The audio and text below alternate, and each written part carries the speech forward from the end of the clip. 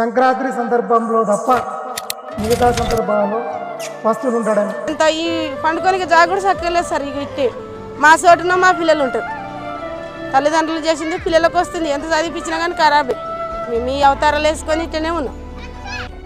అడిగిన రాదు రూల్స్ అనేది అడిగే రూల్సా ఇస్తే తీసుకోవాలి, లేకపోతే లేదు. అంత రూపాయి కొడుతున్నారా అంటారు. ఇట్లా నన్ను కొట్టరు, 2 సార్లు కొట్టరు. నువ్వు రూల్స్ ఇవ్వాలని రూల్ ఆరా, నువ్వు చెప్తుంటలేవు అంటే 4 సార్లు కొట్టు చెప్తుంది.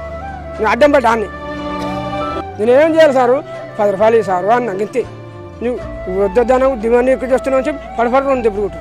ఏం చేయాలి సార్? గమ్మనే వెళ్ళిపోయింది.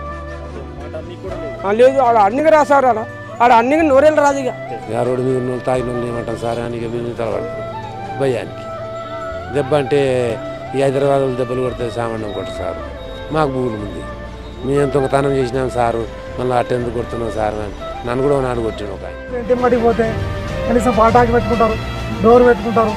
నీకేమైంది రద్దున్నా పొందు లాగున్నావు, నువ్వు పని చేసుకోకపోయినావు. పండగ పల్లెల్లో అయినా పట్టణంలోనైనా ఒక్కటే. మరి సంక్రాంతి సమయంలో పల్లెటూళ్లలో చేతులెత్తి మొక్కే గంగిరెద్దులను, వాటిని ఆడించే ఆటగాళ్లను ఇక్కడ భాగ్యనగరంలో మాత్రం కొందరు అత్యంత హీనంగా చూస్తూ అవమానిస్తున్నారు.